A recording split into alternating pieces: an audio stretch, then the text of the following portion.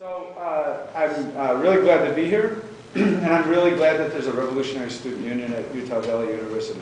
Because, you know, there aren't very many Revolutionary Student Unions these days around the country. And I've traveled around enough to know that. So, it's interesting to hear the organizing part of your meeting, because I think that in many ways the most important thing is organization. And to have procedures and the way the decisions are made, that's also extremely important. The Party for Socialism and Liberation was formed in 2004. So next month, actually in June, it'll be the 6th anniversary. A lot of the people who formed it at the beginning were longtime members. The leadership were longtime members of Workers' Road Party. Most of us had been in, or several of us had been in the Workers' Road Party since the 1970s. And we left, and when we left, we didn't publish anything about it, because we felt that it was just going to be, we had tried to bring about changes in that organization, and that didn't happen, and we felt that it was better just to move on and keep organizing rather than get engulfed in what often happens between organizations. Workers' World had not had a split like this in its whole history, which went back to 1959. And we felt it would just turn into something that would be a waste of time, to tell you the truth, of, you know, kind of having a polemical battle with each other, and there was way too much else to do. We've had very significant growth over the last 6 years. And while most of the core people came from Workers' World, since then, people have joined who were formerly in the Communist Party in the United States, who were formerly in the Maoist movement, in the Socialist Workers' Party, and also people who were in parties in other countries, like from Iran and from Colombia, El Salvador, Mexico, and elsewhere, Peru. And so it's very interesting, because one of the things that we felt was that from the very beginning was that we needed to have a broader range of experience than just what we gained. And although we're proud of the history that we had in Workers' World, and we felt that the theoretical leader of Workers' World Party, a man named Sam Marcy, was an exceptional theoretical leader, but still that it was important to look at other organizations, how they were functioning, and so forth. Today we have branches, the size of the organization has increased by about 5 times since that beginning. And now we have, our largest branches are in New York City, Washington, D.C., Chicago, and the two actually largest ones are in California, Los Angeles and San Francisco. And both the Los Angeles and San Francisco branches have kind of sub-branches. So for Los Angeles, there's also a branch in Long Beach. We just, actually 2 days ago, what's today? No, last week, we had a candidate running for mayor of Long Beach. And there was no other candidate except the incumbent and us. And so, and they were running as a socialist candidate. She was running, Stevie Marino. And the media there was predicting that she wouldn't even get 1% of the vote because she was running as a socialist. She actually got 16.5% of the vote, which we thought was good. I mean, people voted, you know, because they don't like the incumbent and so forth. But a lot of people knew that they were running for a socialist there. And also in Riverside, California, out in the Inland Empire, as they call it. And in San Francisco, we have groups in Santa Cruz and San Jose and Sacramento, in addition to Berkeley and San Francisco, the more immediate Bay Area. We also have smaller branches in Seattle, in Sioux Falls, South Dakota, in Miami, Pittsburgh, Boston, New Haven, Connecticut, New Paltz in Syracuse, New York, Philadelphia, Baltimore, Chattanooga, Tennessee, Austin, Texas, and our latest, where we just have opened up offices in Albuquerque.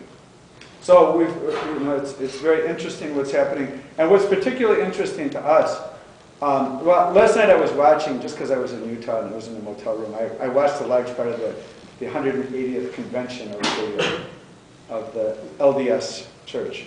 And our leadership does not look like that leadership. I would probably could fit in with that leadership. It was like all these middle-aged and older white guys, one after another, after another, after another. It's kind of like, wow.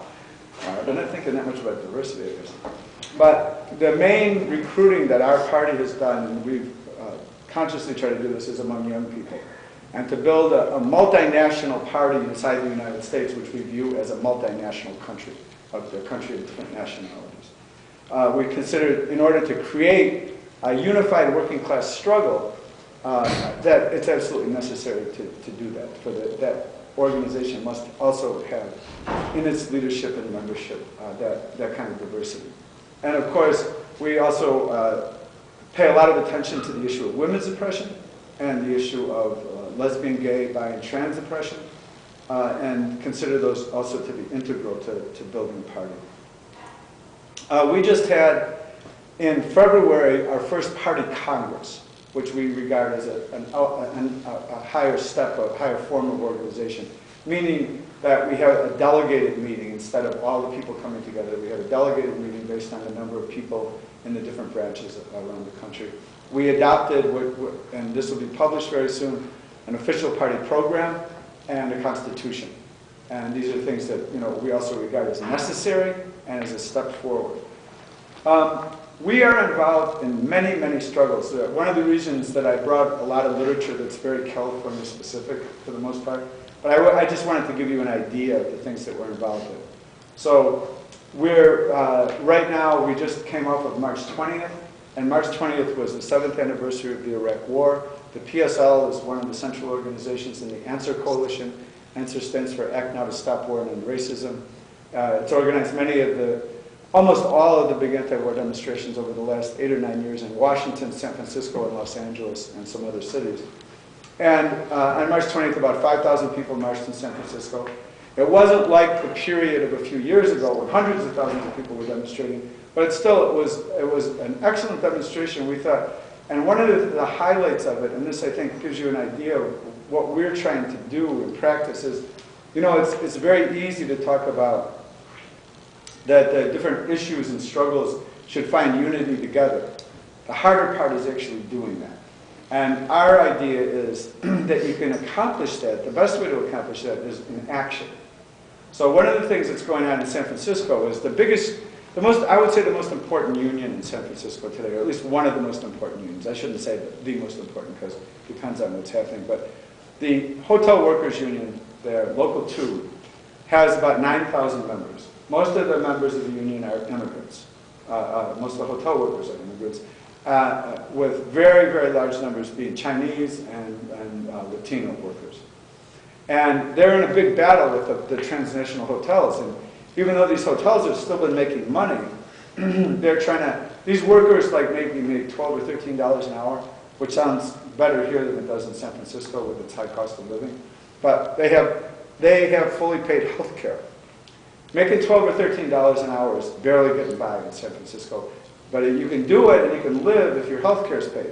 So what the hotels are trying to do is make them pay $250 or $300 a month, which they can't do. They really, so there's a big battle. And we participate with the Local 2 in they call strikes, they call sporadic strikes, and civil disobedience actions and picket lines and so forth.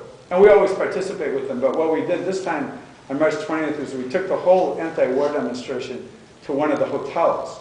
So we took 5,000 people marched to the Hilton Hotel, which is one of the hotels being boycotted. And the hotel workers had about 100 workers and organizers out there.